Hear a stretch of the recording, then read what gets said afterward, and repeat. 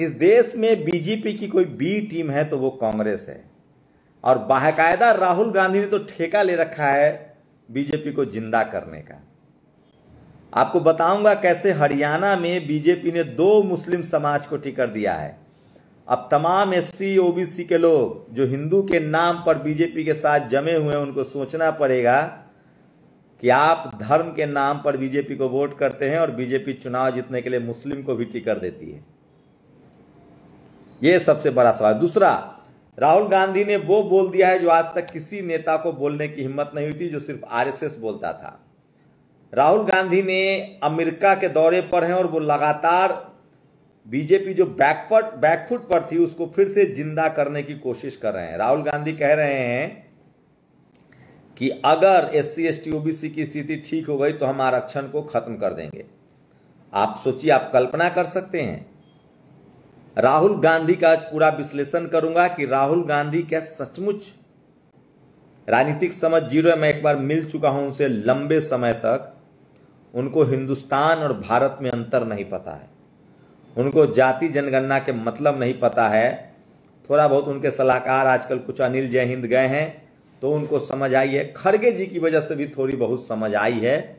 Otherwise Rahul Gandhi ji की उपलब्धि यही है कि वो उस परिवार से हैं।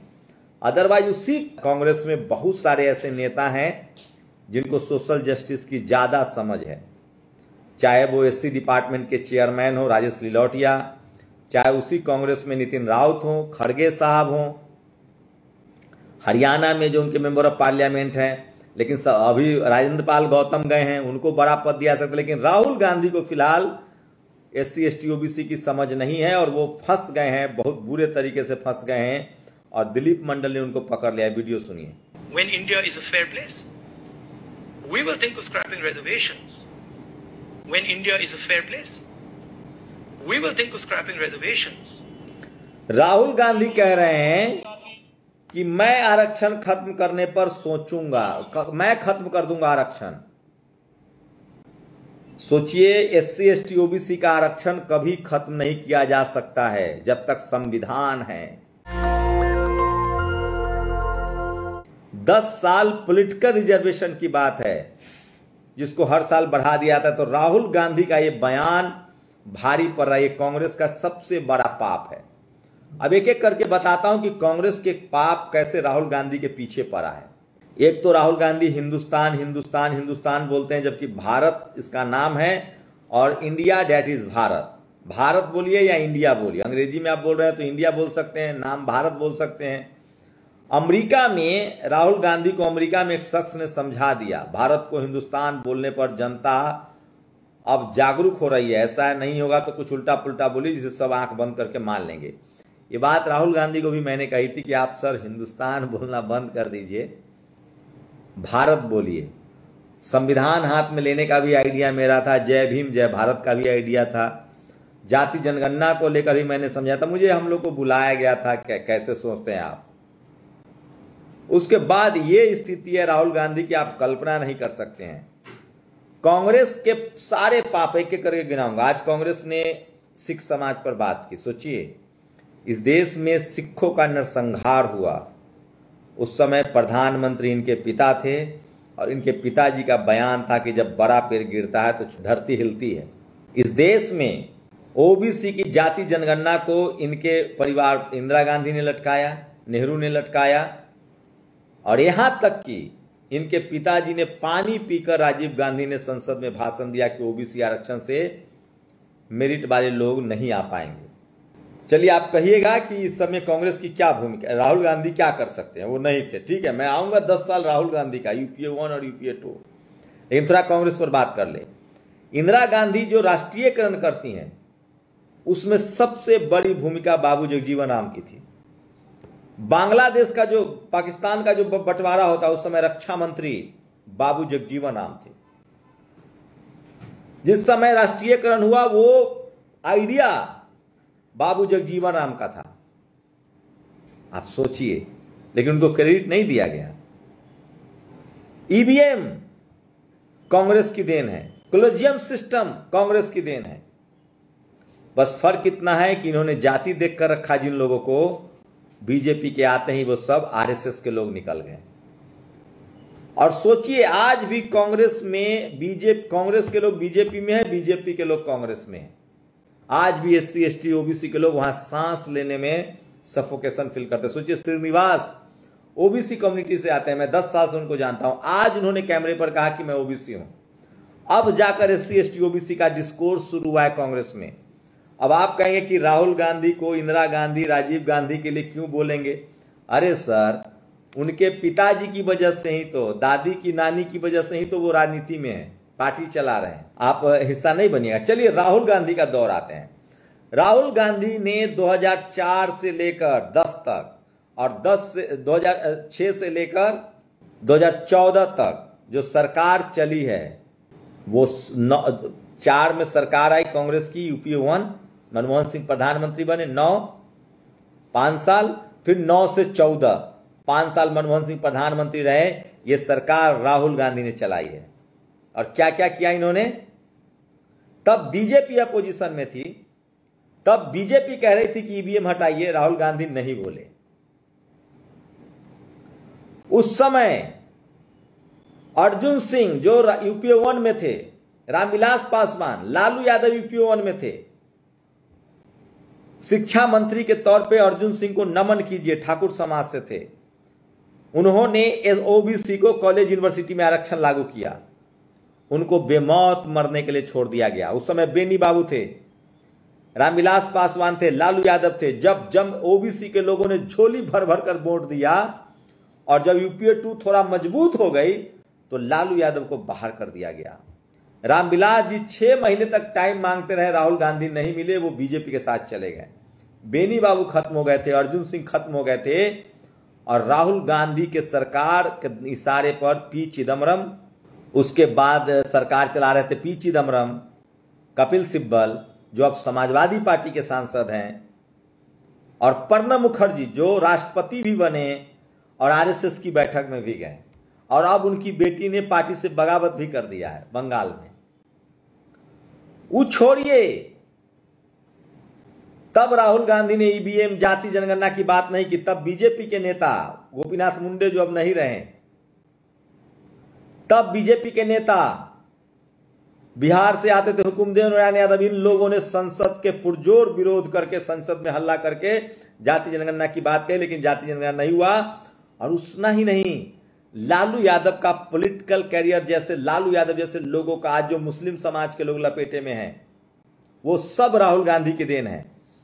दरअसल सुप्रीम कोर्ट क्या करता है पता है? एससी एसटी ओबीसी के खिलाफ फैसले आते हैं। सुप्रीम कोर्ट ने एक एडवाइजरी की कि जो भी 2 साल से ज्यादा सजा होगा उसकी सारी सदस्यता चली जाएगी। अगर वो नेता, सोचिए आप कलेक्टर हैं, एसपी हैं, डीएम है, 2 साल की सजा होगी तो आपको इस्तीफा नहीं देना, आप केस लड़ेंगे, फिर नौकरी पर आ जाएंगे। लेकिन अगर आप राजनीति में हैं, प्रधानमंत्री आपको 2 साल की सजा किसी लोअर कोर्ट ने सुना दिया, आपकी सदस्यता गई। इसके खुद शिकार राहुल गांधी हुए। जब ये फैसला सुप्रीम कोर्ट का आया तो उस समय लालू यादव, जिन लोगों ने सोनिया गांधी से मिलके और ये तय किया कि इस बिल के खिलाफ अमेंडमेंट लाया जाए, एक बिल लाया जाए, राहुल गांधी ने उस बिल को मीडिया के सामने कॉन्स्टिट्यूशन कलम में फाड़ के यंगरी यंगमैन बने। और उसके बाद दर्जनों एससी एसटी ओबीसी नेताओं का पॉलिटिकल कैरियर चौपट हो गया, जिसमें पहला नाम लालू यादव का आता है और तमाम एससी एसटी ओबीसी के नेता उसके चपेट में आए। बाद में राहुल गांधी भी आए, लेकिन उनको सुप्रीम कोर्ट ने बचा लिया। लेकिन तमाम एससी एसटी ओबीसी नेता का केस सुप्रीम कोर्ट में सालों दर साल चलता रहता है। और अब राहुल गांधी कह रहे हैं कि सब ठीक हो जाएगा तो हम आरक्षण खत्म कर देंगे। राहुल जी, आरक्षण बाबा साहब के संघर्षों से मिला है, आपको क्या पता इसका दर्द?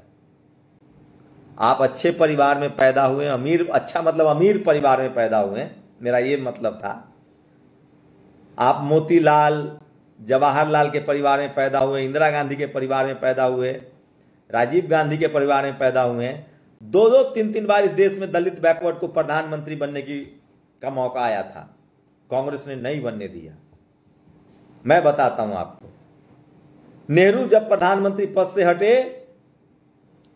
तो उस समय भी बड़ा नाम कई लोग थे, के कामराज बड़े नाम थे, बाबू जगजीवन राम बड़े नाम थे, उनको नई राजनीति में आ गया। लाल बहादुर शास्त्री आ गए, चलिए अच्छे नेता थे। जब लाल बहादुर शास्त्री जी का निधन हुआ, तब भी प्रधानमंत्री बनने की रेस में के कामराज से लेकर बाबू जगजीवन राम थे, उनको दरकिनार कर दिया गया और इंदिरा गांधी खुद प्रधानमंत्री बन गई। तब बाबू जगजीवन राम ने बगावत की, चौधरी चरण सिंह की तरफ आए, चुनाव हुआ देश में, इंदिरा गांधी ने इमरजेंसी लगा दिया था, वो सत्ता से बाहर हो गई। उस समय प्रधानमंत्री की पहली लिस्ट में पहली चॉइस बाबू जगजीवन राम थे, दूसरी चॉइस हमारे किसान नेता चौधरी चरण सिंह थे। लेकिन उस समय भी इंदिरा गांधी ने बैठक की और तब एक जनरल कैट ब्राह्मण समाज से जो आते थे, जो कांग्रेस के ही नेता थे, पहले गुजरात से आते थे, उनको प्रधानमंत्री बना दिया गया और उन्होंने कालेकर कमेटी की रिपोर्ट को ठंडे बस्ते में डाल दिया, मोरारजी देसाई। बताइए, उसके बाद एक और मौका आया, राहुल गांधी जी के पिताजी, जब इंदिरा गांधी का असैसिनेशन हो गया, राजीव गांधी ने 400 सीटें जीती, वो सिंपैथी के रथ पर थे, आए, मान्यवर कांशीराम साहब ने 400 सीट जीतने वाले राजीव गांधी जी को सड़कों पर ला दिया और अगला चुनाव में राजीव गांधी चुनाव हार गए, मिलीजुली की सरकार बननी थी। उस समय भी प्रधानमंत्री की रेस में सोचिए। और एक और बात नहीं बताया, जब मोरारजी देसाई जब प्रधानमंत्री थे, चौधरी चरण सिंह ने पार्टी तोड़ी और उसके बाद चौधरी चरण सिंह प्रधानमंत्री बने, कांग्रेस ने समर्थन वापस ले लिया। दूसरा मौका आया, फिर इंदिरा गांधी कंटिन्यू करती रही, लोग बदनाम कर देते हैं ना मिलीजुली सरकार को, जनता दल को। दूसरा मौका आया, तब भी इस देश में कोई शरद यादव प्रधानमंत्री बन सकते थे, लालू यादव प्रधानमंत्री बन सकते थे, चौटाला फैमिली से, जाट समाज से कोई प्रधानमंत्री फिर से बन सकते थे। लेकिन उस समय फिर बीजेपी के लोगों ने, आरएसएस के लोगों ने और राजीव गांधी ने बैठक की और बीपी सिंह को प्रधानमंत्री बनाया गया। उस बीपी सिंह को जो राजीव गांधी के सख्त विरोधी थे और वो फोर्स का पर्ची लेके घूमते थे, तभी बहुजनों के। लेकिन उस समय बीपी मंडल साहब को जिम्मेदारी मिली, जो मिली हुई थी, और उनकी जो रिपोर्ट थी उसको बीपी सिंह ने लागू किया। वहां से ओबीसी को रिजर्वेशन मिलना शुरू हुआ। ये दो थे। अब कहेंगे राहुल गांधी की इसमें क्या भूमिका है? 2 टर्म की सरकार चली और राहुल गांधी उसके किंग पिन थे, मास्टर बॉय थे, यूपीए 1 और यूपीए 2। और उस दौरान राहुल गांधी ने वो सब किया जो इस देश में आज सब बीजेपी कर रही है। निजीकरण पीवी नरसिम्हा राव की देन है, कांग्रेस की देन है, मनमोहन सिंह की देन है, बीजेपी उसको आगे बढ़ा रही है। ईवीएम कांग्रेस की देन है, बीजेपी आगे बढ़ा रही है। कोलेजियम सिस्टम कांग्रेस की देन है, बीजेपी आगे बढ़ा रही है। आज जो सोचिए, वो तो बीजेपी आई है तब जाकर थोड़ा डाइवर्सिटी और SC ST OBC की चर्चा हो रही है। मैं इसलिए कह रहा हूं, राहुल गांधी जी को बहुत चीज सीखना पड़ेगा, समझना पड़ेगा। और वो कह रहे हैं आरक्षण खत्म कर देंगे। मैं फिर कह रहा हूं SC ST OBC के लोगों से, आपको बहुजन लीडरशिप वाली पार्टियां ही चुननी पड़ेगी, तब जाके आपको आपका संवैधानिक अधिकार मिलेगा। राहुल गांधी इंग्लैंड में कह रहे हैं, अमेरिका में कह रहे हैं कि हम आरक्षण खत्म कर देंगे। इसीलिए कहावत है, जिसके पांव फटे न हो सायु की जाने पीर पर आई। तो ये कुछ खबरें मैंने आपको बताई। कास्ट सेंसस की जो आज राहुल गांधी बात कर रहे हैं, उनका पॉलिटिकल एजेंडा है, उनका सोशल एजेंडा नहीं है उनकी पार्टी का। और मायावती जी यही सब बात कहती है तो आप लोग कहते हैं कि वो बी टीम है। अरे बीजेपी की बी टीम तो कांग्रेस है। कठुआ में गैंग रेप के लिए तिरंगा निकालने को उन्होंने वोट दिया है। राहुल गांधी जो मोदी का डर कह रहे हैं, मोदी से ज्यादा तो इमरजेंसी टाइप की सरकार कांग्रेस ने चलाई है, मोदी जी भी वही करते हैं। तो इसीलिए मैं कह रहा हूं बीजेपी को निकलना पड़ेगा, नरेंद्र मोदी को निकलना पड़ेगा कांग्रेस मॉडल से। ठीक कहते हैं राहुल गांधी, सरकार तुम्हारी है, सिस्टम हमारा है। इसलिए अगर आप दलित, पिछड़े, आदिवासी किसान है तो समझिए। अब बात आता है मुस्लिम समाज की बात कर रहे हैं, सिख समाज की बात कर रहे हैं। सबसे ज्यादा मुस्लिम नरसंहार कांग्रेस के दौर में हुआ है, सांप्रदायिक दंगे। मैं इसलिए कह रहा हूं आज सोशल मीडिया का दौर है, ये सब सवाल पूछा जाना चाहिए। भक्त मत बनिए, जैसे कुछ लोग बीजेपी के भक्त हैं, कुछ लोग कांग्रेस के भक्त हैं। भक्त मत बनिए, मुद्दों पर बात कीजिए। और राहुल गांधी को ये बयान महंगा पड़ेगा कि हम आरक्षण खत्म कर देंगे। और जाति जनगणना उनके डीएनए में नहीं है, उनके पार्टी के डीएनए में नहीं है। ये उनका पॉलिटिकल एजेंडा है, सोशल एजेंडा नहीं है। ये सोशल एजेंडा तो आरजेडी, सपा, बसपा का ही हो सकता है। और कांग्रेस की सबसे बड़ी प्रॉब्लम है कि वो किसी भी रीजनल पार्टी को आगे नहीं आने दे रहा। आप लोग की क्या राय है? अपनी प्रतिक्रिया जरूर दीजिए। शुक्रिया।